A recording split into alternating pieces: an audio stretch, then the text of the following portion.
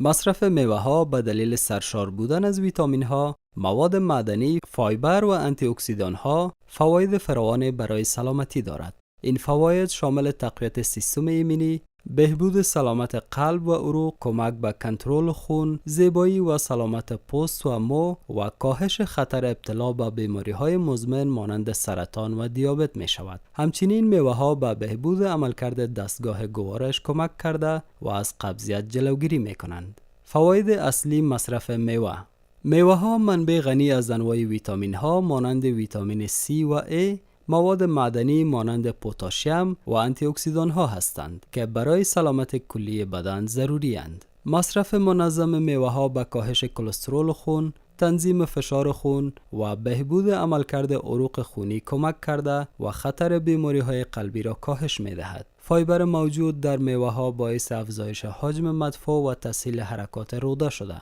و در نتیجه به پیشگیری از قبضیت و سایر مشکلات گوارشی کمک می کند. آنتی اکسیدان های موجود در میوه ها از سلول ها در برابر آسیب محافظت کرده و خطر ابتلا به بیماری های مانند سرطان و دیابت نوع 2 را کاهش می دهند. ویتامین ها و آنتی اکسیدان های موجود در میوه ها به حفظ سلامت و زیبایی پوست کمک می کنند و برخی از آنها مانند میوه بهی در تقویت خونسازی و در نتیجه بهبود رشد مو نیز مؤثرند.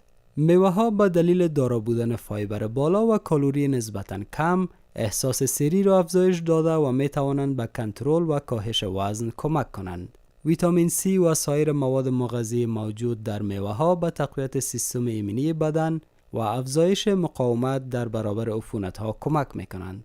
برخی ترکیبات موجود در میوه ها مانند سیب می توانند به بهبود عملکرد مغز و اعصاب کمک کرده و در پیشگیری از بیماری های مانند آلزایمر مؤثر باشند.